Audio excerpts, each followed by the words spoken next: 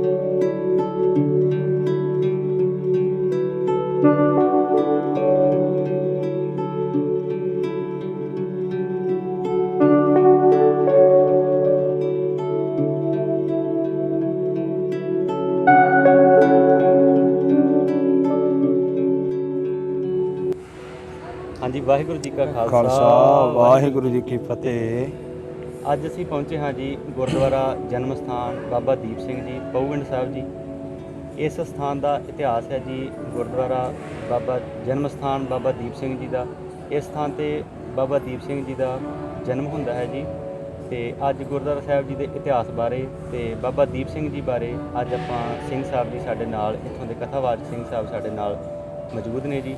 ਉਹਨਾਂ ਕੋਲ ਆਪਾਂ ਇਸ ਸਥਾਨ ਦੇ ਇਤਿਹਾਸ ਬਾਰੇ ਜਾਣੂ ਹੋਵਾਂਗੇ। ਸਭ ਤੋਂ ਪਹਿਲਾਂ ਜੀ ਵੀਰ ਜੀ ਆਪ ਜੀ ਦੱਸੋ ਜੀ, ਆਪ ਜੀ ਦੀ ਸਿੱਖਿਆ ਕਿੱਥੋਂ ਹੋਈ ਹੈ ਜੀ? ਜਿਹੜੀ ਆਪ ਜੀ ਨੇ ਕਥਾਵਾਚਕ ਦੀ ਜਿਹੜੀ ਤਾਲੀਮ ਲਈ ਹੈ ਕਿੱਥੋਂ ਲਈ ਹੈ ਜੀ? ਖਾਲਸਾ ਜੀ ਸਿੱਖਿਆ ਜਿਹੜੀ ਕਿ ਇਹ ਸਰਦਾਰ ਸ਼ਾਮ ਸਿੰਘ ਅਟਾਰੀ ਦਾ ਸ਼ਹੀਦੀ ਸਥਾਨ ਹੈ, ਪਿੰਡ ਫਤਿਹਗੜ੍ਹ ਸਭਰਾ, ਜ਼ਿਲ੍ਹਾ ਫਿਰੋਜ਼ਪੁਰ। ਠੀਕ ਹੈ ਜੀ। ਉਸ ਸਥਾਨ ਤੇ ਬਾਬਾ ਸ਼ਿੰਦਰ ਸਿੰਘ ਸਾਹਿਬ ਜੀ ਸੰਪਰਦਾ ਕਾਰ ਸੇਵਾ ਸਿਰਾਲੀ ਸਾਹਿਬ ਵਾਲੇ, ਉਹ ਕਾਰ ਸੇਵਾਵਾਂ ਕਰਾ ਰਹੇ ਨੇ। ਨਾਲੇ 88 ਤੋਂ ਉੱਥੇ ਇੱਕ ਗੁਰਮਤਿ ਵਿਦਿਆਲਾ ਚੱਲ ਰਿਹਾ ਤੇ ਦਾਸ ਨੇ 14 ਕੁ ਸਾਲ ਉਸ ਗੁਰਮਤਿ ਵਿਦਿਆਲੇ 'ਚ ਰਹਿ ਕੇ ਤੇ ਇਹ ਗੁਰਮਤਿ ਦੀ ਸਿੱਖਿਆ ਜਿਹੜੀ ਆ ਉਹ ਮਹਾਂਪੁਰਖਾਂ ਦੇ ਸਾਹਮਣੇ ਰਹਿ ਕੇ ਉੱਥੋਂ ਪ੍ਰਾਪਤ ਕੀਤੀ ਹੈ। ਬਹੁਤ ਵਧੀਆ। ਤੇ ਵੀਰ ਜੀ ਇਸ ਸਥਾਨ ਬਾਰੇ ਤੇ ਬਾਬਾ ਜੀ ਦੇ ਸਾਨੂੰ ਜੀਵਨ ਬਾਰੇ ਸੰਗਤਾਂ ਨੂੰ ਵੀ ਜਾਣੂ ਕਰਵਾਓ ਤੇ ਨਾਲ ਸਾਨੂੰ ਵੀ ਕਿਰਪਾ ਕਰੋ ਜੀ। ਇਸ ਸਥਾਨ ਤੇ ਬਾਬਾ ਦੀਪ ਸਿੰਘ ਸਾਹਿਬ ਜੀ ਦਾ ਜਨਮ ਜਿਹੜਾ ਕਿ ਸਨ 1682 ਈਸਵੀ ਨੂੰ ਉਹਨਾਂ ਦੀ ਮਾਤਾ ਸਨਮਾਨਯੋਗ ਮਾਤਾ ਜਿਉਣੀ ਜੀ ਦੇ ਘਰ ਵਿੱਚ ਭਾਈ ਭਗਤੂ ਸਾਹਿਬ ਜੀ ਦੇ ਗ੍ਰਹਿ ਵਿਖੇ ਹੋਇਆ। ਬਾਬਾ ਦੀਪ ਸਿੰਘ ਜੀ ਦੇ ਮਾਤਾ ਪਿਤਾ ਪਹਿਲੇ ਦਿਨ ਤੋਂ ਹੀ ਗੁਰਮਤਿ ਨਾਲ ਸੰਬੰਧ ਰੱਖਣ ਵਾਲੇ ਸਨ, ਗੁਰਸਿੱਖੀ ਜੀਵਨ ਵਾਲੇ ਸੀ। ਇਸ ਕਰਕੇ ਗੁਰਮਤਿ ਦੀ ਗੁੜਤੀ ਜਿਹੜੀ ਹੈ ਬਾਬਾ ਦੀਪ ਸਿੰਘ ਸਾਹਿਬ ਜੀ ਨੂੰ ਘਰ ਤੋਂ ਹੀ ਮਿਲੀ ਹੈ। ਸਿਆਣੇ ਵਿਦਵਾਨਾਂ ਨੇ ਇਹ ਲਿਖਿਆ ਹੈ ਕਿ ਲਗਭਗ 18 ਸਾਲ ਦੀ ਉਮਰ ਵਿੱਚ, ਜਾਣੀ ਪੂਰੇ 1700 ਦੇ ਵਿੱਚ ਬਾਬਾ ਦੀਪ ਸਿੰਘ ਸਾਹਿਬ ਜੀ ਜਾ ਕੇ ਸਭ ਤੋਂ ਪਹਿਲੀ ਵਾਰ ਗੁਰੂ ਗੋਬਿੰਦ ਸਿੰਘ ਸੱਚੇ ਪਾਤਸ਼ਾਹ ਜੀ ਨੂੰ ਅਨੰਦਪੁਰ ਸਾਹਿਬ ਮਿਲੇ, ਦਰਸ਼ਨ ਕੀਤਾ ਉਹਨਾਂ ਨੇ। ਇਸ ਵੇਲੇ ਤੱਕ ਮਹਾਰਾਜ ਸੱਚੇ ਪਾਤਸ਼ਾਹ ਜੀ ਖਾਲਸਾ ਪੰਥ ਸਾਧ ਚੁੱਕੇ ਸੀ। ਮਹਾਰਾਜ ਸੱਚੇ ਪਾਤਸ਼ਾਹ ਜੀ ਦੇ ਦਰਸ਼ਨ ਦੀਦਾਰ ਕੀਤੇ। ਮਹਾਰਾਜ ਗੁਰੂ ਗੋਬਿੰਦ ਸਿੰਘ ਮਹਾਰਾਜ ਜੀ ਦੀਆਂ ਖੁਸ਼ੀਆਂ ਮਾਣੀਆਂ। ਜਦੋਂ ਮਹਾਰਾਜ ਸੱਚੇ ਪਾਤਸ਼ਾਹ ਜੀ ਦੇ ਕੋਲੋਂ ਉਹਨਾਂ ਦਾ ਪਰਿਵਾਰ ਆਗਿਆ ਲੈ ਕੇ ਵਾਪਸ ਪਹੂਵਿੰਡ ਆਉਣ ਲੱਗਾ ਤੇ ਬਾਬਾ ਦੀਪ ਸਿੰਘ ਸਾਹਿਬ ਜੀ ਨੇ ਆਪਣੇ ਪਰਿਵਾਰ ਨੂੰ ਆਖਿਆ ਕਿ ਮੇਰਾ ਦਿਲ ਕਰਦਾ ਮੈਂ ਕੁਝ ਸਮਾਂ ਅਨੰਦਪੁਰ ਸਾਹਿਬ ਦੀ ਧਰਤੀ ਤੇ ਰਹਿ ਕੇ ਸੇਵਾ ਕਰਾਂ। ਇਸ ਕਰਕੇ ਲਗਭਗ 1703 ਤੱਕ ਧੰਨ ਗੁਰੂ ਗੋਬਿੰਦ ਸਿੰਘ ਸੱਚੇ ਪਾਤਸ਼ਾਹ ਜੀ ਦੇ ਚਰਨਾਂ 'ਚ ਰਹਿ ਕੇ ਬਾਬਾ ਦੀਪ ਸਿੰਘ ਜੀ ਨੇ ਸੇਵਾ ਕੀਤੀ। ਉੱਥੇ ਸ਼ਾਸਤਰ ਵਿਦਿਆ, ਗੁਰਬਾਣੀ ਦੀ ਸੰਥਿਆ, ਸੇਵਾ ਕਰਨੀ ਇਤਿਆਦਿਕ ਸਾਰੀ ਤਾਲੀਮ ਬਾਬਾ ਦੀਪ ਸਿੰਘ ਸਾਹਿਬ ਜੀ ਨੇ ਗੁਰੂ ਗੋਬਿੰਦ ਸਿੰਘ ਜੀ ਦੇ ਚਰਨਾਂ 'ਚ ਰਹਿ ਕੇ ਸਿੱਖੀ। ਅਨੰਦਪੁਰ ਸਾਹਿਬ ਜੀ ਨੂੰ ਘੇਰਾ ਪੈਣ ਤੋਂ ਪਹਿਲਾਂ ਬਾਬਾ ਦੀਪ ਸਿੰਘ ਸਾਹਿਬ ਜੀ ਨੂੰ ਗੁਰੂ ਗੋਬਿੰਦ ਸਿੰਘ ਸੱਚੇ ਪਾਤਸ਼ਾਹ ਜੀ ਨੇ ਇਹ ਕਹਿ ਕੇ ਆਪਣੇ ਨਗਰ ਭੇਜ ਦਿੱਤਾ ਸੀ ਕਿ ਦੀਪ ਸਿੰਘ ਜੀ ਤੁਸੀਂ ਜਾ ਕੇ ਆਪਣੇ ਇਲਾਕੇ 'ਚ ਸਿੱਖੀ ਦਾ ਪ੍ਰਚਾਰ ਕਰੋ, ਨਾਲੇ ਨੌਜਵਾਨਾਂ ਨੂੰ ਸ਼ਾਸਤਰ ਵਿਦਿਆ, ਘੋੜਸਵਾਰੀ ਸਿਖਾਓ। ਨਾਲ ਮਹਾਰਾਜ ਸੱਚੇ ਪਾਤਸ਼ਾਹ ਨੇ ਆਖਿਆ ਕਿ ਜਿੰਨਾ ਚਿਰ ਅਸੀਂ ਸੁਨੇਹਾ ਨਾ ਘੱਲੀਏ ਸਾਡੇ ਕੋਲ ਵਾਪਸ ਤੁਸੀਂ ਨਹੀਂ ਆਉਣਾ। ਜਦੋਂ ਲੋੜ ਹੋਵੇਗੀ ਅਸੀਂ ਸੁਨੇਹਾ ਘੱਲਾਂਗੇ, ਤੁਸੀਂ ਵਾਪਸ ਆ ਜਿਓ। ਬਾਬਾ ਦੀਪ ਸਿੰਘ ਜੀ ਨਾ ਚਾਹੁੰਦੇ ਵੀ ਹੋਏ ਅਨੰਦਪੁਰ ਸਾਹਿਬ ਦੀ ਧਰਤੀ ਤੋਂ ਵਾਪਸ ਇੱਥੇ ਆਪਣੇ ਨਗਰ ਪਹੂਵਿੰਡ ਦੀ ਧਰਤੀ ਤੇ ਪਹੁੰਚ ਗਏ। ਇੱਥੇ ਇਲਾਕੇ ਭਰ ਵਿੱਚ ਉਹਨਾਂ ਬਹੁਤ ਜ਼ਿਆਦਾ ਸਿੱਖੀ ਦਾ ਪ੍ਰਚਾਰ ਕੀਤਾ। ਨੌਜਵਾਨਾਂ ਨੂੰ ਘੋੜਸਵਾਰੀ, ਸ਼ਾਸਤਰ ਵਿਦਿਆ ਸਿਖਾਈ। ਧੰਨ ਗੁਰੂ ਗੋਬਿੰਦ ਸਿੰਘ ਸੱਚੇ ਪਾਤਸ਼ਾਹ ਜੀ ਅਨੰਦਪੁਰ ਦੀ ਧਰਤੀ ਤੇ ਅਨੰਦਪੁਰ ਸਾਹਿਬ ਨੂੰ ਘੇਰਾ ਪੈ ਗਿਆ। ਮਹਾਰਾਜ ਲਗਭਗ 7-8 ਮਹੀਨੇ ਘੇਰੇ 'ਚ ਲੈਣ ਤੋਂ ਬਾਅਦ ਅਨੰਦਪੁਰ ਸਾਹਿਬ ਨੂੰ ਛੱਡਦੇ ਆ। ਸਰਸਾ ਨਦੀ, ਚਮਕੌਰ, ਮੁਕਤਸਰ ਸਾਹਿਬ ਦੀ ਜੰਗ ਹੁੰਦੀ ਆ। ਇਹ ਸਾਰੀਆਂ ਖਬਰਾਂ ਬਾਬਾ ਦੀਪ ਸਿੰਘ ਜੀ ਦੇ ਤੱਕ ਪਹੁੰਚਦੀਆਂ ਨੇ। ਬਾਬਾ ਜੀ ਦਾ ਦਿਲ ਤੇ ਕਰਦਾ ਕਿ ਮੈਂ ਮਹਾਰਾਜ ਦੇ ਕੋਲ ਜਾਵਾਂ, ਪਰ ਉਹ ਮਹਾਰਾਜ ਸਾਹਿਬ ਦੇ ਹੁਕਮ ਦੇ ਬੱਝੇ ਹੋਏ ਸਨ, ਕਿਉਂਕਿ ਸਾਹਿਬਾਂ ਨੇ ਆਖਿਆ ਸੀ ਜਿੰਨਾ ਚਿਰ ਸੁਨੇਹਾ ਨਾ ਘੱਲੀਏ ਆਉਣਾ ਨਹੀਂ। ਇਸ ਕਰਕੇ ਮਹਾਰਾਜ ਜੀ ਦੇ ਕੋਲ ਨਹੀਂ ਜਾ ਪਾਏ, ਚਾਹੁੰਦੇ ਹੋਏ ਵੀ। ਆਖਰ ਗੁਰੂ ਗੋਬਿੰਦ ਸਿੰਘ ਮਹਾਰਾਜ ਜੀ ਦਮਦਮਾ ਸਾਹਿਬ ਦੀ ਧਰਤੀ ਤੇ ਜਾ ਕੇ ਬੈਠੇ। ਸਾਬੋ ਕੀ ਤਲਵੰਡੀ, ਇੱਥੇ ਮਹਾਰਾਜ ਸੱਚੇ ਪਾਤਸ਼ਾਹ ਜੀ ਨੇ ਗੁਰੂ ਗ੍ਰੰਥ ਸਾਹਿਬ ਜੀ ਦੀ ਬੀੜ ਦੀ ਸੰਪਾਦਨਾ ਕਰਨੀ ਸੀ। ਧੰਨ ਗੁਰੂ ਤੇਗ ਬਹਾਦਰ ਮਹਾਰਾਜ ਦੀ ਬਾਣੀ ਵਿੱਚ ਦਰਜ ਕਰਨੀ ਸੀ। ਭਾਈ ਮਣੀ ਸਿੰਘ ਸਾਹਿਬ ਜੀ ਉਹਨਾਂ ਨੂੰ ਲਖਾਰੀ ਲਾਉਣ ਵਾਸਤੇ ਮਹਾਰਾਜ ਸੱਚੇ ਪਾਤਸ਼ਾਹ ਜੀ ਨੇ ਭਾਈ ਮਣੀ ਸਿੰਘ ਨੂੰ ਹੁਕਮ ਕੀਤਾ। ਭਾਈ ਮਣੀ ਸਿੰਘ ਗੁਰੂ ਗੋਬਿੰਦ ਸਿੰਘ ਮਹਾਰਾਜ ਨੂੰ ਬੇਨਤੀ ਕਰਦੇ, ਸੱਚੇ ਪਾਤਸ਼ਾਹ ਕਿਰਪਾ ਕਰਕੇ ਮੇਰੇ ਨਾਲ ਇੱਕ ਸਹਾਇਕ ਲਖਾਰੀ ਵੀ ਲਾਇਆ ਜਾਏ। ਮਹਾਰਾਜ ਸੱਚੇ ਪਾਤਸ਼ਾਹ ਜੀ ਨੇ ਪੁੱਛਿਆ ਕਿ ਮਣੀ ਸਿੰਘ ਜੀ ਤੁਸੀਂ ਦੱਸੋ ਕਿ ਫਿਰ ਕਿਹਨਾਂ ਨੂੰ ਲਾਇਆ ਜਾਏ। ਸਾਡਾ ਇਤਿਹਾਸਕਾਰ ਇਹ ਲਿਖਦੇ ਆ ਕਿ ਉਹਨਾਂ ਨੇ ਫਿਰ ਬਾਬਾ ਦੀਪ ਸਿੰਘ ਜੀ ਦਾ ਨਾਮ ਲਿਆ। ਬੇਨਤੀ ਕਰਕੇ ਆਖਿਆ ਮਹਾਰਾਜ ਉਸ ਗੁਰਸਿੱਖ ਦੀ ਲਿਖਾਈ ਬੜੀ ਸੁੰਦਰ ਆ। ਧੰਨ ਬਾਬਾ ਦੀਪ ਸਿੰਘ ਸਾਹਿਬ ਦੀ ਲਿਖਾਈ ਵਾਕਈ ਬੜੀ ਸੁੰਦਰ ਹੈ ਕਿ ਉਹਨਾਂ ਦੇ ਲਿਖੇ ਹੋਏ ਸਰੂਪਾਂ ਦੇ ਅੱਜ ਵੀ ਦਰਸ਼ਨ ਕਰੀਏ ਤੇ ਇਸ ਢੰਗ ਨਾਲ ਜਿਵੇਂ ਮੋਤੀ ਪਰੋਏ ਹੁੰਦੇ ਆ। ਮਹਾਰਾਜ ਗੁਰੂ ਗੋਬਿੰਦ ਸਿੰਘ ਨੇ ਇੱਕ ਸਿੱਖ ਨੂੰ ਭੇਜਿਆ। ਮੰਦਲਾ ਮਾਰਦਾ ਹੋਇਆ ਉਹ ਸਿੱਖ ਪਹੂਵਿੰਡ ਦੀ ਧਰਤੀ ਤੇ ਇਸੇ ਸਥਾਨ ਤੇ ਜਿੱਥੇ ਆਪਾਂ ਹੁਣ ਹਾਜ਼ਰੀ ਭਰ ਰਹੇ ਹਾਂ, ਇਸੇ ਨਗਰ ਵਿੱਚ ਪਹੁੰਚੇ। ਮਹਾਰਾਜ ਗੁਰੂ ਗੋਬਿੰਦ ਸਿੰਘ ਸੱਚੇ ਪਾਤਸ਼ਾਹ ਜੀ ਦਾ ਹੁਕਮ ਬਾਬਾ ਦੀਪ ਸਿੰਘ ਸਾਹਿਬ ਜੀ ਨੂੰ ਆ ਕੇ ਸਿੱਖ ਨੇ ਸੁਣਾਇਆ। ਮਹਾਰਾਜ ਦੇ ਹੁਕਮ ਨੂੰ ਮੰਨ ਕੇ ਬਾਬਾ ਦੀਪ ਸਿੰਘ ਸਾਹਿਬ ਦੀ ਸਿੱਖ ਦੇ ਨਾਲ ਮੰਦਲਾਂ ਨੂੰ ਮਾਰਦੇ ਦਮਦਮਾ ਸਾਹਿਬ ਦੀ ਧਰਤੀ ਤੇ ਪਹੁੰਚੇ। ਸਾਹਿਬਾਂ ਦੇ ਚਰਨਾਂ 'ਚ ਨਮਸਕਾਰ ਕੀਤੀ, ਪੁੱਛਿਆ ਮਹਾਰਾਜ ਕੀ ਹੁਕਮ ਆ? ਤੁਹਾਨੂੰ ਗੁਰੂ ਗੋਬਿੰਦ ਸਿੰਘ ਮਹਾਰਾਜ ਨੇ ਆਖਿਆ, ਦੀਪ ਸਿੰਘਾ ਹੁਕਮ ਇਹ ਆ ਕਿ ਅਸੀਂ ਗੁਰਬਾਣੀ ਦੀ ਸੰਪਾਦਨਾ ਕਰਨੀ ਕਿ ਧੰਨ ਗੁਰੂ ਤੇਗ ਬਹਾਦਰ ਸਾਹਿਬ ਦੀ ਬਾਣੀ ਵੀ ਲਿਖਣੀ ਕਿ ਭਾਈ ਮਣੀ ਸਿੰਘ ਸਾਹਿਬ ਦੀ ਮੇਨ ਲਿਖਾਰੀ ਨੇ, ਤੁਸੀਂ ਇਹਨਾਂ ਦੇ ਨਾਲ ਸਹਾਇਕ ਲਿਖਾਰੀ ਹੋ। ਮਹਾਰਾਜ ਸੱਚੇ ਪਾਤਸ਼ਾਹ ਜੀ ਦਾ ਹੁਕਮ ਮੰਨਿਆ। ਇਤਿਹਾਸਕਾਰ ਕਹਿੰਦੇ ਬਾਬਾ ਦੀਪ ਸਿੰਘ ਸਾਹਿਬ ਦੀ ਕਲਮਾਂ ਦਾ, ਸਿਆਹੀ ਦਾ, ਕਾਗਜ਼ ਦਾ ਪ੍ਰਬੰਧ ਕਰਦੇ ਰਹੇ। ਭਾਈ ਮਣੀ ਸਿੰਘ ਸਾਹਿਬ ਦੀ ਤੇ ਬਾਬਾ ਦੀਪ ਸਿੰਘ ਜੀ ਇਕੱਠੇ ਬੈਠਦੇ ਆ। ਸਵੇਰ ਦੇ ਦੀਵਾਨ ਵਿੱਚ ਮਹਾਰਾਜ ਦੀ ਬਾਣੀ ਲਿਖਾਉਂਦੇ ਆ ਤੇ ਸ਼ਾਮ ਦੇ ਦੀਵਾਨ ਵਿੱਚ ਸੱਚੇ ਪਾਤਸ਼ਾਹ ਦੀ ਬਾਣੀ ਦੇ ਅਰਥ ਕਰਦੇ ਆ। ਦਮਦਮੀ ਟਕਸਾਲ ਨੇ ਜੋ ਇਤਿਹਾਸ ਲਿਖਿਆ ਉਹਦੇ ਮੁਤਾਬਕ 48 ਸਿੰਘ ਇੱਦਾਂ ਦੇ ਸਨ ਜਿਨ੍ਹਾਂ ਨੇ ਸੰਪੂਰਨ ਬਾਣੀ ਦੀ ਕਥਾ ਗੁਰੂ ਗੋਬਿੰਦ ਸਿੰਘ ਤੋਂ ਸੁਣੀ ਆ ਦਮਦਮਾ ਸਾਹਿਬ ਦੀ ਧਰਤੀ ਤੇ। ਇਹਨਾਂ ਵਿੱਚੋਂ ਇੱਕ ਬਾਬਾ ਦੀਪ ਸਿੰਘ ਸਾਹਿਬ ਜੀ ਵੀ ਉੱਥੇ ਹਾਜ਼ਰ ਸਨ। ਮਹਾਰਾਜ ਗੁਰੂ ਗੋਬਿੰਦ ਸਿੰਘ ਮਹਾਰਾਜ ਦੀ ਕਿਰਪਾ ਹੋਈ, ਸੰਪੂਰਨਤਾ ਹੋ ਗਈ, ਬੀੜ ਦੀ ਗੁਰਬਾਣੀ ਲਿਖੀ ਗਈ। ਧੰਨ ਗੁਰੂ ਗੋਬਿੰਦ ਸਿੰਘ ਸੱਚੇ ਪਾਤਸ਼ਾਹ ਜੀ ਜਦੋਂ ਫਿਰ ਨੰਦੇੜ ਵਾਲੇ ਪਾਸੇ ਚੱਲੇ ਆ, ਬਾਬਾ ਦੀਪ ਸਿੰਘ ਜੀ ਨੇ ਬੇਨਤੀ ਕੀਤੀ ਮਹਾਰਾਜ ਦੇ ਚਰਨਾਂ 'ਚ, ਸੱਚੇ ਪਾਤਸ਼ਾਹ ਕਿਰਪਾ ਕਰਕੇ ਦਾਸ ਨੂੰ ਵੀ ਸੇਵਾ 'ਚ ਹਾਜ਼ਰ ਰੱਖੋ।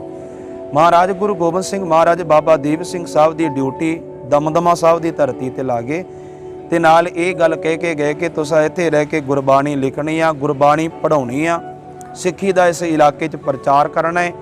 ਜਦੋਂ ਧਰਮ ਯੁੱਧ ਦੀ ਲੋੜ ਪਵੇ ਉਦੋਂ ਆਪਣੇ ਖੰਡੇ ਨੂੰ ਹੱਥ ਵੀ ਪਾ ਲੈਣਾ ਹੈ। ਮਹਾਰਾਜ ਗੁਰੂ ਗੋਬਿੰਦ ਸਿੰਘ ਸੱਚੇ ਪਾਤਸ਼ਾਹ ਜੀ ਦੀ ਕਿਰਪਾ ਦੇ ਨਾਲ ਬਾਬਾ ਦੀਪ ਸਿੰਘ ਦੀ ਦਮਦਮਾ ਸਾਹਿਬ ਦੀ ਧਰਤੀ ਤੇ ਰਹਿ ਕੇ ਗੁਰਸਿੱਖਾਂ ਨੂੰ ਗੁਰਬਾਣੀ ਦੀ ਸੰਥਿਆ ਦਿੰਦੇ ਰਹੇ। ਟਕਸਾਲ ਦਾ ਅਰਥ ਹੁੰਦਾ ਜਿੱਥੇ ਜੀਵਨ ਘੜੇ ਜਾਂਦੇ ਆ। ਦਮਦਮੀ ਟਕਸਾਲ ਅਸੀਂ ਤਾਂ ਕਹਿੰਦੇ ਆ ਕਿਉਂਕਿ ਇਹਦੀ ਆਰੰਭਤਾ ਦਮਦਮਾ ਸਾਹਿਬ ਦੀ ਧਰਤੀ ਤੋਂ ਹੋਈ ਆ। ਇਹਦੇ ਪਹਿਲੇ ਮੁਖੀ ਧੰਨ ਧੰਨ ਬਾਬਾ ਦੀਪ ਸਿੰਘ ਸਾਹਿਬ ਦੀ ਸਨ। ਲੰਬਾ ਸਮਾਂ ਉਹਨਾਂ ਗੁਰਸਿੱਖੀ ਦਾ ਪ੍ਰਚਾਰ ਕੀਤਾ। ਜਦੋਂ ਗੁਰੂ ਗੋਬਿੰਦ ਸਿੰਘ ਮਹਾਰਾਜ ਦਾ ਹੁਕਮ ਮੰਨ ਕੇ ਬਾਬਾ ਬੰਦਾ ਸਿੰਘ ਬਹਾਦਰ ਪੰਜਾਬ ਦੀ ਧਰਤੀ ਤੇ ਆਇਆ, ਖਾਸ ਕਰਕੇ ਸਰਹੰਦ ਫਤਿਹ ਕਰਨ ਲੱਗਿਆ, ਬਾਬਾ ਦੀਪ ਸਿੰਘ ਸਾਹਿਬ ਜੀ ਨੇ ਅੱਗੇ ਹੋ ਕੇ ਬਾਬਾ ਬੰਦਾ ਸਿੰਘ ਬਹਾਦਰ ਦੇ ਨਾਲ ਯੋਗਦਾਨ ਪਾਏ। ਇਹਦਾ ਕਾਰਨ ਇਹ ਆ ਕਿ ਇੱਕ ਮਹਾਰਾਜ ਦਾ ਹੁਕਮ ਆ, ਇੱਕ ਉਹਨਾਂ ਸਾਹਿਬਜ਼ਾਦਿਆਂ ਨੂੰ ਬਾਬਾ ਦੀਪ ਸਿੰਘ ਵੀ ਖਿਡਾਉਂਦੇ ਰਹੇ ਸਨ ਜਿਨ੍ਹਾਂ ਨੂੰ ਉਸ ਜਗ੍ਹਾ ਤੇ ਨੀਹਾਂ 'ਚ ਚਿਣਿਆ ਗਿਆ। ਇਸ ਕਰਕੇ ਬਾਬਾ ਦੀਪ ਸਿੰਘ ਸਾਹਿਬ ਜੀ ਨੇ ਅੱਗੇ ਹੋ ਕੇ ਧਰਮ ਯੁੱਧ ਵਿੱਚ ਹਿੱਸਾ ਲਿਆ। ਹੋਰ ਵੀ ਜਿੱਥੇ ਜਿੱਥੇ ਬਾਬਾ ਦੀਪ ਸਿੰਘ ਸਾਹਿਬ ਜੀ ਨੇ ਉਹਨਾਂ ਸਮਿਆਂ 'ਚ ਲੋੜ ਚਾਹੀ ਉਹਨਾਂ ਥਾਵਾਂ ਤੇ ਉਹਨਾਂ ਨੇ ਆਪਣਾ ਹਿੱਸਾ ਪਾਇਆ। ਜਦੋਂ ਮੁਗਲ ਇਸ ਦੇਸ਼ ਦੀਆਂ ਧੀਆਂ ਭੈਣਾਂ ਨੂੰ ਬੰਨ੍ਹ ਕੇ ਲਿਜਾਂਦੇ ਸਨ, ਬਾਬਾ ਦੀਪ ਸਿੰਘ ਸਾਹਿਬ ਜੀ ਨੇ ਸਭਨਾ ਸਿੱਖਾਂ ਦੇ ਨਾਲ ਅੱਗੇ ਹੋ ਕੇ ਖੰਡਾ ਵਾ ਕੇ 22,000 ਦੀ ਗਿਣਤੀ ਵਿੱਚ ਮੁਗਲਾਂ ਦੇ ਕੋਲੋਂ ਬੇਟੀਆਂ ਜਿਹੜੀਆਂ ਸਨ ਇਸ ਦੇ ਦੀਆਂ ਛੁਡਾਈਆਂ, ਉਹਨਾਂ ਦੇ ਘਰਾਂ ਤੱਕ ਪਹੁੰਚਾਇਆ। ਪਰ ਇਹ ਸਾਰਾ ਕਾਰਜ ਕਰਨ ਤੋਂ ਬਾਅਦ ਬਾਬਾ ਜੀ ਫਿਰ ਦਮਦਮਾ ਸਾਹਿਬ ਦੀ ਧਰਤੀ ਤੇ ਆ ਕੇ ਆਪਣੇ ਸਿੱਖੀ ਪ੍ਰਚਾਰ 'ਚ ਲੱਗ ਜਾਂਦੇ ਸਨ। ਜਦੋਂ ਬਾਬਾ ਦੀਪ ਸਿੰਘ ਸਾਹਿਬ ਜੀ ਦੇ ਸਰਵਣਾ 'ਚ ਇਹ ਆਵਾਜ਼ ਪਈ ਕਿ ਦੁਸ਼ਮਣ ਸਰਕਾਰ ਹਰਿਮੰਦਰ ਸਾਹਿਬ ਦੀ ਬੇਪੱਤੀ ਕਰ ਰਹੀ ਹੈ, ਸਰੋਵਰ ਨੂੰ ਮਿੱਟੀ ਪਾ ਕੇ ਔਰ ਹੋਰ ਅਨੇਕਾਂ ਪ੍ਰਕਾਰ ਦੀਆਂ ਚੀਜ਼ਾਂ ਨਾਲ ਪੂਰਿਆ ਜਾ ਰਿਹਾ, ਗੁਰੂ ਘਰ ਦੀ ਗੁਰਧਾਮ ਦੀ ਬੇਅਦਬੀ ਕੀਤੀ ਜਾ ਰਹੀ ਆ, ਬਾਬਾ ਦੀਪ ਸਿੰਘ ਸਾਹਿਬ ਦੀ ਇਸ ਗੱਲ ਨੂੰ ਬਰਦਾਸ਼ਤ ਨਾ ਕਰ ਸਕੇ। ਕਿਉਂਕਿ ਹਰਿਮੰਦਰ ਸਿੱਖੀ ਦਾ ਦਿਲ ਹੈ। ਜਿਵੇਂ ਸਰੀਰ ਵਿੱਚ ਦਿਲ ਧੜਕਣ ਨੂੰ ਹਟ ਜਾਵੇ ਤੇ ਸਰੀਰ ਖਤਮ ਹੈ, ਇਸੇ ਪ੍ਰਕਾਰ ਹਰ ਸਿੱਖ ਅੱਜ ਵੀ ਇਹ ਗੱਲ ਜਾਣਦਾ ਕਿ ਜੇ ਹਰਿਮੰਦਰ ਖਤਮ ਹੈ ਤੇ ਸਿੱਖੀ ਹੀ ਖਤਮ ਹੈ। ਬਾਬਾ ਦੀਪ ਸਿੰਘ ਸਾਹਿਬ ਜੀ ਨੇ ਆਪਣੇ ਸਾਥੀਆਂ ਨੂੰ ਇਕੱਠਿਆ ਕੀਤਾ, ਉਹਨਾਂ ਨੂੰ ਵੰਗਾਰ ਕੇ ਇਹ ਗੱਲ ਆਖੀ ਕਿ ਅਸੀਂ ਸ੍ਰੀ ਦਰਬਾਰ ਸਾਹਿਬ ਦੀ ਪਵਿੱਤਰਤਾ ਵਾਸਤੇ ਜਾ ਰਹੇ ਹਾਂ, ਜਿਹੜਾ ਵੀ ਸਾਡੇ ਨਾਲ ਜਾਣਾ ਚਾਹੁੰਦਾ ਕਿ ਉਹ ਜਾ ਸਕਦਾ। ਕਿ ਤੁਰਨ ਲੱਗਿਆਂ ਬਾਬਾ ਦੀਪ ਸਿੰਘ ਸਾਹਿਬ ਨੇ ਇੱਕ ਅਨੋਖੀ ਅਰਦਾਸ ਕੀਤੀ ਜਿਹੜੀ ਅੱਜ ਤੱਕ ਤੇ ਹੋਰ ਕਿਸੇ ਨੇ ਨਾ ਕੀਤੀ ਆ ਤੇ ਮੇਰਾ ਖਿਆਲ ਹੋ ਸਕਦਾ ਅੱਗੇ ਵੀ ਕੋਈ ਨਾ ਕਰ ਸਕੇ। ਦੁਨੀਆ ਦੇ ਲੋਕ ਵਿੱਚ ਬਹੁਤ ਅਰਦਾਸਾਂ ਹੋਈਆਂ ਏ, ਪਰ ਬਾਬਾ ਦੀਪ ਸਿੰਘ ਨੇ ਇਹ ਅਰਦਾਸ ਕੀਤੀ ਕਿ ਗੁਰੂ ਰਾਮਦਾਸ ਮਹਾਰਾਜ ਸ਼ਹੀਦ ਮੈਂ ਹੋਣਾ ਗੇ, ਇਹਦੇ 'ਚ ਕੋਈ ਦੂਜੀ ਰਹੇ ਨੇ, ਪਰ ਪਹਿਲਾਂ ਸਭ ਤੋਂ ਤੇਰੇ ਘਰ ਦੀ ਪਵਿੱਤਰਤਾ ਜਿਹੜੀ ਕਿ ਉਹਨੂੰ ਬਰਕਰਾਰ ਕਰਾ ਕੇ ਤੇਰੇ ਘਰ ਵਿੱਚੋਂ ਇਹਨਾਂ ਦੁਸ਼ਮਣਾਂ ਨੂੰ ਭਜਾ ਕੇ ਸ਼ਹੀਦ ਮੈਂ ਬਾਅਦ ਵਿੱਚ ਹੋਵਾਂਗਾ। ਇਹ ਇੱਕ ਅਨੋਖੀ ਦੁਨੀਆ ਤੋਂ ਵਿਲੱਖਣ ਅਰਦਾਸ ਹੈ। ਇੱਦਾਂ ਦੀ ਅਰਦਾਸ ਪਹਿਲੀ ਵਾਰ ਕਿਸੇ ਨੇ ਕੀਤੀ। ਬਾਬਾ ਦੀਪ ਸਿੰਘ ਸਾਹਿਬ ਦੀ ਮੰਜ਼ਲਾਂ ਨੂੰ ਮਾਰਦੇ ਹੋਏ ਦਮਦਮਾ ਸਾਹਿਬ ਦੀ ਧਰਤੀ ਤੋਂ ਤੁਰੇ ਆ, ਉੱਥੋਂ ਵੀ ਨਾਲ ਸਿੱਖ ਚੱਲੇ। ਰਾਹ ਵਿੱਚ ਗੁਰਸਿੱਖਾਂ ਨੂੰ ਪਤਾ ਲੱਗਦਾ ਗਿਆ, ਆਪੋ ਆਪਣੇ ਧੰਦਿਆਂ ਨੂੰ ਛੱਡ ਕੇ ਬਾਬਾ ਜੀ ਦੇ ਨਾਲ ਚੱਲੇ, ਇੱਕ ਵੱਡੇ ਕਾਫਲੇ ਦਾ ਰੂਪ ਧਾਰਨ ਕਰ ਲਿਆ। ਪਰ ਫਿਰ ਬਾਬਾ ਦੀਪ ਸਿੰਘ ਸਾਹਿਬ ਜੀ ਨੇ ਤਰਨ ਤਾਰਨ ਸਾਹਿਬ ਦੀ ਧਰਤੀ ਤੇ ਜਿੱਥੇ ਗੁਰਦੁਆਰਾ ਲਕੀਰ ਸਾਹਿਬ ਬਣਿਆ ਕਿ ਇੱਥੇ ਆ ਕੇ ਅਰਦਾਸਾ ਕੀਤਾ, ਖੰਡੇ ਨਾਲ ਲਕੀਰ ਕੀਤੀ। ਲਕੀਰ ਮਾਰ ਕੇ ਉਹਨਾਂ ਇੱਕ ਗੱਲ ਆਖੀ ਕਿ ਇਸ ਲਕੀਰ ਤੋਂ ਅੱਗੇ ਮੌਤ ਕੇ ਸ਼ਹੀਦੀ ਕੇ, ਇਹਦੇ ਤੋਂ ਪਿੱਛੇ ਜੀਵਨ ਗਏ। ਜਿਹਨੂੰ ਜ਼ਿੰਦਗੀ ਚਾਹੀਦੀ ਗਏ, ਪਰਿਵਾਰਾਂ ਨਾਲ ਮੋਹ ਗਏ, ਸੰਸਾਰ ਨਾਲ ਪਿਆਰ ਗਏ, ਉਹ ਲੀਕ ਤੋਂ ਪਿੱਛੇ ਹੋਵੇ। ਲੀਕ ਤੋਂ ਅੱਗੇ ਉਹ ਜਾਵੇ ਜਿਹੜਾ ਗੁਰੂ ਨਾਲ ਪਿਆਰ ਕਰਦਾ ਕਿ ਔਰ ਜਿਹੜਾ ਕਫਨ ਆਪਣੇ ਸਿਰ ਤੇ ਬੰਨ੍ਹ ਕੇ ਆਇਆ ਤੇ ਸ਼ਹੀਦੀ ਜਿਹਨੂੰ ਪ੍ਰਵਾਨ ਗਏ। ਸਾਡਾ ਇਤਿਹਾਸ ਕਹਿੰਦਾ ਇੱਕ ਵੀ ਸਿੱਖ ਇਦਾਂ ਦਾ ਨਹੀਂ ਜਿਹੜਾ ਪਿਛਾਂਹ ਮੁੜ ਗਿਆ ਹੋਵੇ। ਬਾਬਾ ਦੀਪ ਸਿੰਘ ਸਾਹਿਬ ਦੀ ਅਗਵਾਈ ਵਿੱਚ ਸਾਰੇ ਗੁਰਸਿੱਖ ਅੱਗੇ ਗਏ, ਛਾਲਾ ਮਾਰ ਕੇ ਗਾਹ ਲੰਘੇ। ਬਾਬਾ ਦੀਪ ਸਿੰਘ ਸਾਹਿਬ ਨੇ ਇਹਨਾਂ ਦੀ ਕਮਾਨ ਕੀਤੀ। ਗੋਲਵਾੜ ਦੀ ਧਰਤੀ ਤੇ ਜੰਗ ਸ਼ੁਰੂ ਹੋਈ, ਕਈ ਘੰਟੇ ਜੰਗ ਚੱਲੀ। ਆਖਰ ਬਾਬਾ ਦੀਪ ਸਿੰਘ ਸਾਹਿਬ ਜੀ ਦਾ ਮੁਕਾਬਲਾ ਦੁਸ਼ਮਣ ਨਾਲ ਹੋਇਆ। ਸਾਂਝਾ ਵਾਰ ਚੱਲਿਆ। ਸਾਂਝੇ ਵਾਰ ਵਿੱਚ ਬਾਬਾ ਦੀਪ ਸਿੰਘ ਸਾਹਿਬ ਦਾ ਧੜ ਵੀ ਸੀਸ ਤੋਂ ਜੁਦਾ ਹੋ ਗਿਆ, ਦੁਸ਼ਮਣ ਦਾ ਸੀਸ ਵੀ ਉਹਦੇ ਸਿਰ ਤੋਂ ਲੈ ਗਿਆ। ਉਹ ਤੜਪ ਤੜਪ ਕੇ ਆਪਣੇ ਪ੍ਰਾਣ ਦੇ ਗਿਆ। ਪਰ ਬਾਬਾ ਦੀਪ ਸਿੰਘ ਸਾਹਿਬ ਦੀ ਆਪਣਾ ਪ੍ਰਣ ਨਿਭਾਉਣ ਵਾਸਤੇ ਉਸ ਮਹਾਂਪੁਰਖ ਨੇ ਆਪਣਾ ਸੀਸ ਚੁੱਕਿਆ, ਖੱਬੀ ਤਲੀ ਤੇ ਰੱਖਿਆ, ਸੱਜੇ ਹੱਥ ਵਿੱਚ 18 ਸ਼ੇਰ ਦਾ ਖੰਡਾ ਲੈ ਕੇ ਦੁਸ਼ਮਣ ਦੇ ਆਹੂ ਲਾਉਂਦੇ ਹੋਏ ਸ੍ਰੀ ਦਰਬਾਰ ਸਾਹਿਬ ਜੀ ਦੀਆਂ ਪਵਿੱਤਰ ਪ੍ਰਕਰਮਾਂ ਤੱਕ ਪਹੁੰਚ ਗਏ। ਆਪ ਸਾਰੇ ਗੁਰਸਿੱਖ ਇਸ ਗੱਲ ਨੂੰ ਜਾਣਦੇ ਹੋ। ਦਰਬਾਰ ਸਾਹਿਬ ਦੀਆਂ ਪਵਿੱਤਰ ਪ੍ਰਕਰਮਾਂ ਜਿੱਥੇ ਬਾਬਾ ਦੀਪ ਸਿੰਘ ਸਾਹਿਬ ਜੀ ਦਾ ਪਵਿੱਤਰ ਸਥਾਨ ਬਣਿਆ ਗਿਆ, ਇੱਥੇ ਲਿਆ ਕੇ ਬਾਬਾ ਦੀਪ ਸਿੰਘ ਸਾਹਿਬ ਜੀ ਨੇ ਆਪਣਾ ਸੀਸ ਰੱਖਿਆ ਤੇ ਨਾਲੇ ਅਰਦਾਸ ਕਰਕੇ ਆਖਿਆ ਕਿ ਗੁਰੂ ਰਾਮਦਾਸ ਮਹਾਰਾਜ, ਲੋਕ ਮਾਇਆ ਭੇਟਾ ਕਰਦੇ ਨੇ, ਕੋਈ ਹੀਰੇ ਜਵਾਹਰਾਤ ਭੇਟਾ ਕਰਦਾ ਕਿ ਮਹਾਰਾਜ ਸੱਚੇ ਪਾਤਸ਼ਾਹ ਜੀ ਮੈਂ ਤੁਹਾਡੇ ਚਰਨਾਂ 'ਚ ਆਪਣਾ ਸੀਸ ਹੀ ਭੇਟਾ ਕੀਤਾ ਕਿ ਆਪਣੇ ਕੀਤੇ ਕੋਈ ਪ੍ਰਣ ਨੂੰ ਪੂਰਾ ਕਰਦੇ ਹੋਏ ਧੰਨ ਬਾਬਾ ਦੀਪ ਸਿੰਘ ਸਾਹਿਬ ਦੀ ਸ੍ਰੀ ਦਰਬਾਰ ਸਾਹਿਬ ਦੀਆਂ ਪ੍ਰਕਰਮਾਂ 'ਚ ਆਪਣਾ ਸੀਸ ਰੱਖ ਕੇ ਸ਼ਹੀਦੀ ਪ੍ਰਾਪਤ ਕਰਕੇ ਗੁਰੂ ਗੋਬਿੰਦ ਸਿੰਘ ਮਹਾਰਾਜ ਦੀ ਪਵਿੱਤਰ ਗੋਦ ਵਿੱਚ ਜਾ ਬੈਠੇ।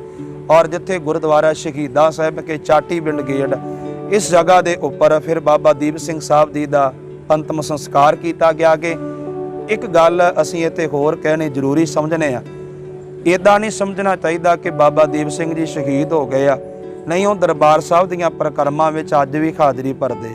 1984 ਦਾ ਆਪ ਸਭਨਾਂ ਨੂੰ ਪਤਾ ਕਿ ਭਾਰਤ ਸਰਕਾਰ ਵੱਲੋਂ ਜਿਹੜੇ ਟੈਂਕ ਲਿਆਂਦੇ ਗਏ ਅਕਾਲ ਤਖਤ ਸਾਹਿਬ ਉੱਪਰ ਗੋਲਾਬਾਰੀ ਕਰਨ ਵਾਸਤੇ, ਉਹ ਸਾਹਿਬ ਬਾਬਾ ਦੀਪ ਸਿੰਘ ਸਾਹਿਬ ਜੀ ਦੇ ਸਮਾਧੇ ਲਾਗੇ ਆ ਕੇ ਖੜ ਗਏ ਸੀ।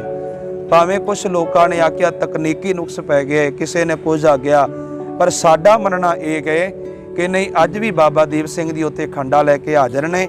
ਉਹਨਾਂ ਆਪ ਟੈਂਕ ਰੋਕ ਕੇ ਆਖਿਆ ਕਿ ਜਿਵੇਂ ਉਦੋਂ ਸ਼ਹੀਦੀ ਪ੍ਰਾਪਤ ਕੀਤੀ ਆ ਤੇ ਹਰਿਮੰਦਰ ਸਾਹਿਬ ਦੀ ਪਵਿੱਤਰਤਾ ਵਾਸਤੇ ਅੱਜ ਵੀ ਮੈਂ ਹਾਜ਼ਰ ਹਾਂ। ਐਸੇ ਮਹਾਂਪੁਰਖਾਂ ਦੇ ਜਨਮ ਸਥਾਨ ਤੇ ਅੱਜ ਆਪਾਂ ਹਾਜ਼ਰੀ ਭਰ ਰਹੇ ਹਾਂ।